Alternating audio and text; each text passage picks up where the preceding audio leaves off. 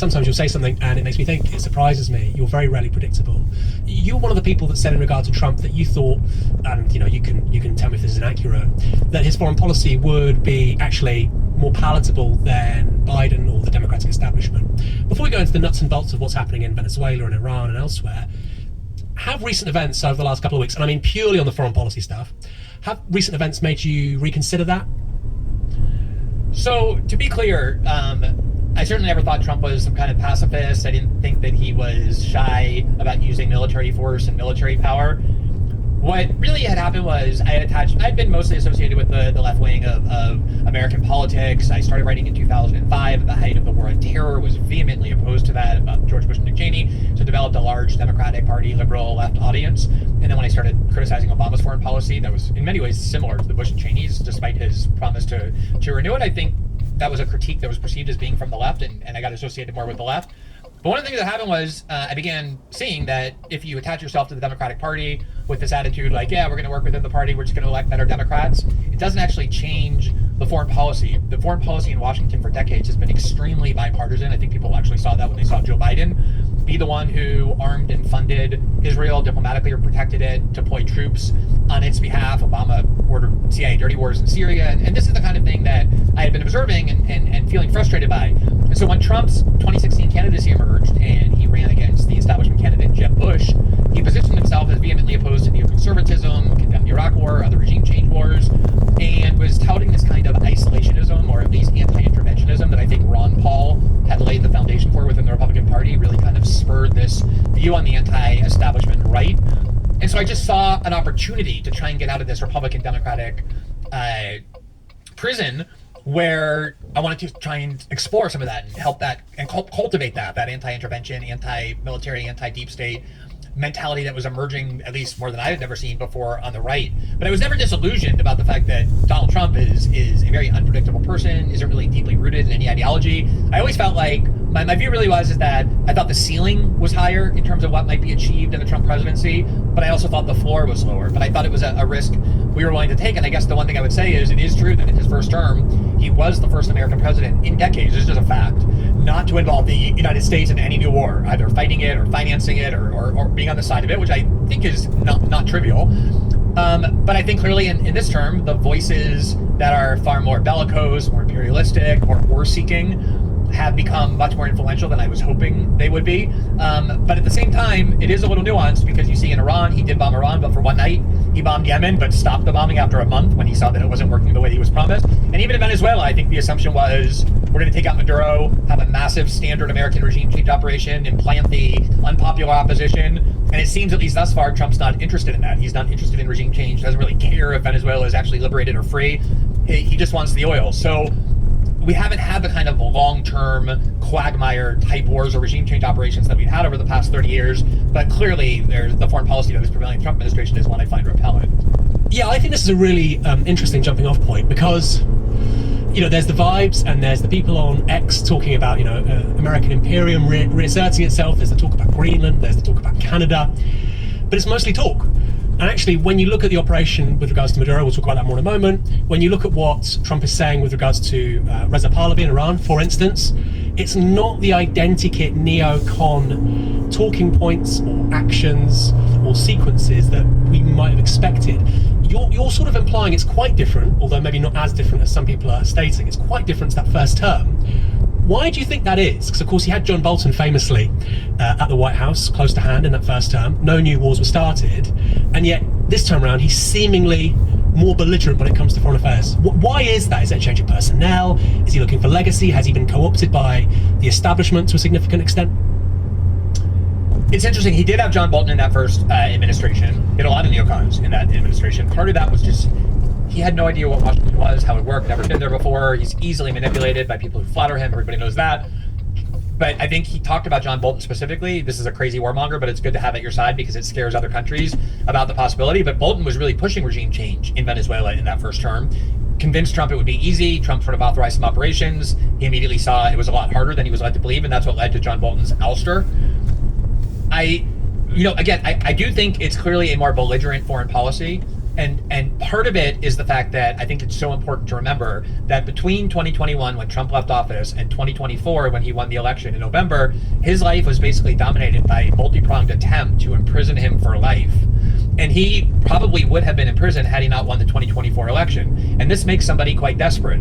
And that desperation led to this kind of state of vulnerability where he was very easily exploited. So you had Mary Madelson and all these hardcore Israel loyalists, but also a bunch of Silicon Valley tycoons, military industrial complex types who never really trusted Trump before. They were actually hoping Ron DeSantis would be the president. They trusted him a lot more, but once it was obvious Trump was the only choice, they all poured huge amounts of money into him, and I think they extracted a lot of promises that he was willing to give because he knew winning the election was the only way to stay out of prison.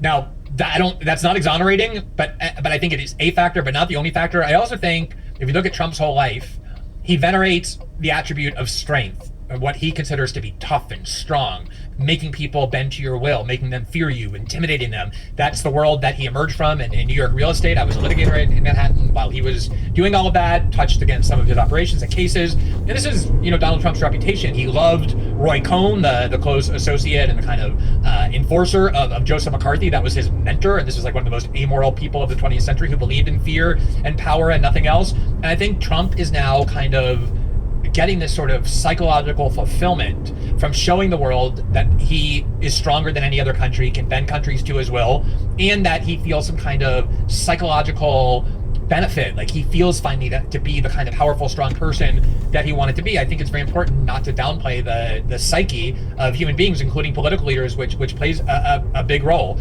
And I think that it's a combination of all those things. The fact that he's very heavily influenced by his large donors who benefit from a more aggressive foreign policy, and by the psychological benefits that just come. He when he asked the Israeli president to pardon Benjamin Netanyahu, he said the reason is because Benjamin Netanyahu is a war hero, which is usually a term that is reserved for people who actually go fight in wars.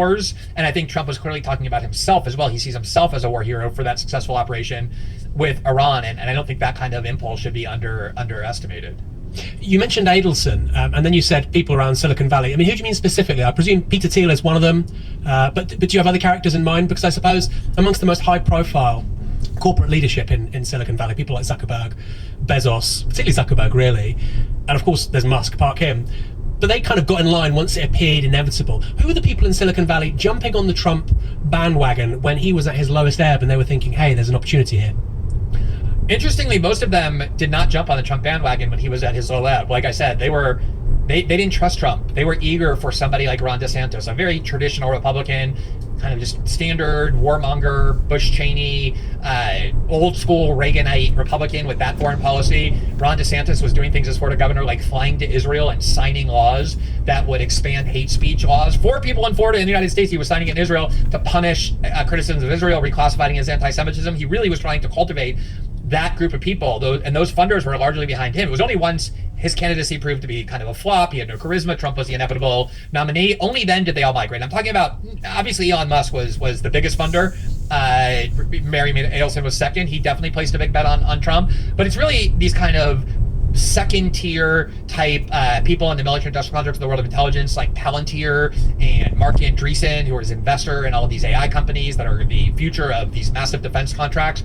Trump just yesterday said he wants to increase the budget by $500 billion, which is just that increase alone is more than any other country in the world spends on their military for a year, from $1 trillion to $1.5 trillion. And that's money is going to all go right into the coffers of all these Raytheons and General Dynamics and Boeings, but also this new version of the military industrial complex, this higher tech AI stuff, as exemplified by Palantir, but there are a lot of others. These are the kind of people who really got behind Trump. And then you have as well the fanatical Israel loyalists who always want a very aggressive, large U.S. military because they understand that benefits Israel. You look at I don't know of a single Israel supporter who's opposed to what Trump is doing in Venezuela, for example. They obviously want him to engineer regime change in Iran. They are big supporters of U.S. financing of the war in Ukraine. All of these things are very connected, and I think a lot of these people who Trump feels a debt of gratitude toward because of how much money they gave him, and it's not just debt of gratitude. Trump's not exactly a loyal person. He respects people who are very rich, especially when they flatter him and help him and support him. Those are the people he cares about, and these are the people who want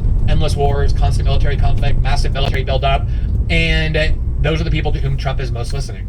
So we talked about interests, huge military contracts, particularly for this new range of AI companies like Palantir. We're talking about people spying long-term interests with regards to Israel. But also there are some kind of wacky things that can't really be explained through the lens, it seems, of maximizing rational interests. And the paradigmatic example here is Greenland. So for our audience here at Novara Media, what's your read on Greenland? Is Trump serious about it? Because breaking NATO, which is such a massive extension of US power into Europe, over basically a block of ice with 50,000 people on it, seems insane.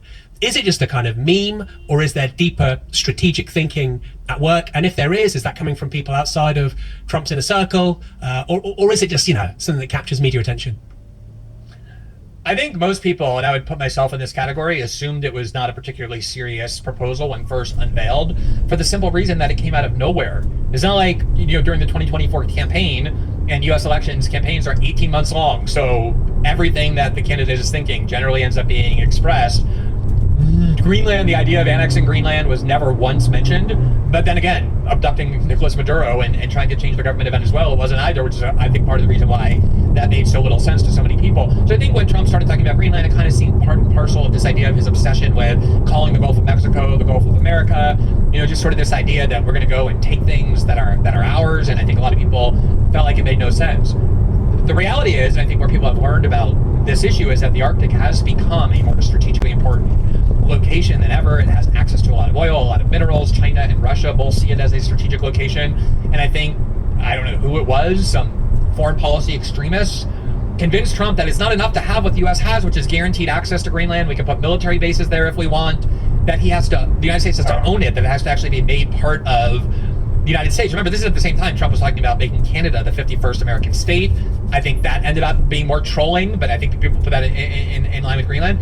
So I think now it's becoming a lot more serious. I mean, certainly Denmark and the EU and NATO are taking it a lot more seriously, because the signals are being sent diplomatically and at the highest levels that they are very serious about this. And I think when they saw him do Venezuela, threaten Colombia, bomb Iran, that builds up this notion that things you assume wouldn't happen under Trump very well might. And I think the other aspect of this, Aaron, that's so important is that if you go back and look in 2016 at what really first prompted this neocon hatred of Trump and distrust of Trump, but then a broader Republican establishment dislike of Trump, it was really when he started questioning the most taboo topics in American foreign policy. One of which was he kind of blurted out at one point, obviously turned out not to be what he did, but he blurted out, I think the US has been way too pro-Israel. We need to be way more even-handed with the Palestinians if we want to get a deal, which certainly was true, but you don't say that. That was one thing that raised the alarm of neocons. But really it was this constant questioning of the NATO alliance. Why do we need a NATO alliance when the whole purpose of the NATO alliance was to protect Western Europe from communist Soviet Union that no longer exists?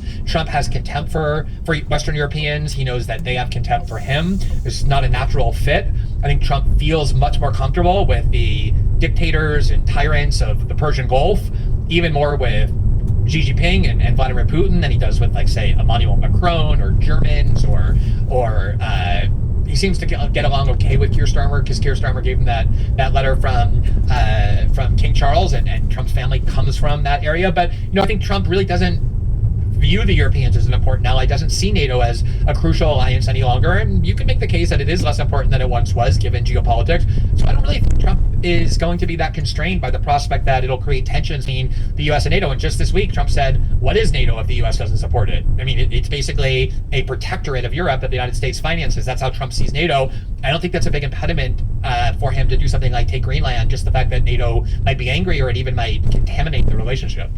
So on Maduro, there's an argument that this is a complete break with status quo politics. You've kidnapped, essentially. I know the BBC aren't being allowed to say that, but you've kidnapped a head of state.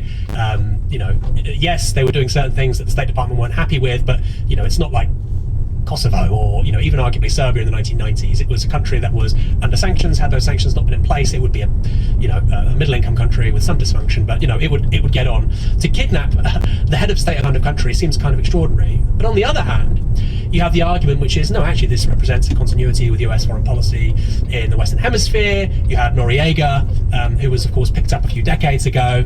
You've had various people like I think it was Aristide in Haiti removed. This happens all the time in the Western Hemisphere. It's not really a break with precedent. Where do you stand on that? On Maduro, on the kidnapping, is that continuity or change? It's absolute continuity. I mean, not necessarily the means by which it was done, although that too is not entirely alien to American behavior. It was more common, I guess, this brazen during the Cold War, but since the Cold War, the United States has found endless ways to interfere in all kinds of countries, in Latin America, but around the world too, to at least the extent that we just did in Venezuela, if not more so. I think, Aaron, the thing that I'm finding most interesting about the discourse surrounding Venezuela is that, you do what I do, and when people do what we do, we encounter like arguments all the time that we just are so frustrated by because it so blatantly falls the byproduct of nationalistic propaganda or whatever, and you have to develop a thick skin, and I presume you have, but one of the things that still gets to me is that there are so many Americans who really do believe and are susceptible to the government saying that the reason we're going to go to war, the reason we're going to change this government, the reason we're going to overthrow that government is because we want to liberate the people of the country. We want to bring freedom and democracy to them. And it always amazes me that Americans can watch, and this is actually true for British people as well.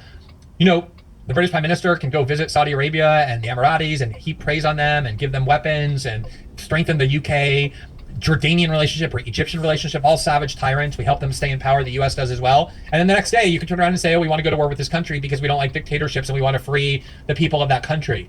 One of the things that Trump has done, and it isn't really a break from policy, but it's a break in terms of the discourse, is Trump really, for the most part, is dispensing with this pretense that the United States is motivated by bringing freedom and democracy to the world. In fact, the Trump administration just issued this national security strategy at the end of 2025, and there's this whole section in there clearly designed to justify the close U.S. relationship with the Saudis and the Emiratis and the Qataris, but it was expressed as a kind of principle that we're done caring about the kinds of governments other countries have. We're not going to lecture them that they need to have the elections the way we do, that they need to be liberal democracies. That's their culture, that's their tradition, that's up to them, and all we care about is partnering with them if it advances American interests. And I do think it was so notable that when this happened with Maduro, the assumption of everybody was, okay, it's time for Maria Machado to go back or Edmundo Gonzalez to go back and run the country. And Trump immediately threw cold water on that and said, yeah, Maria Machado's a nice lady, but she doesn't have any support in Venezuela, which may be an exaggeration, but there's a lot of truth to it as well.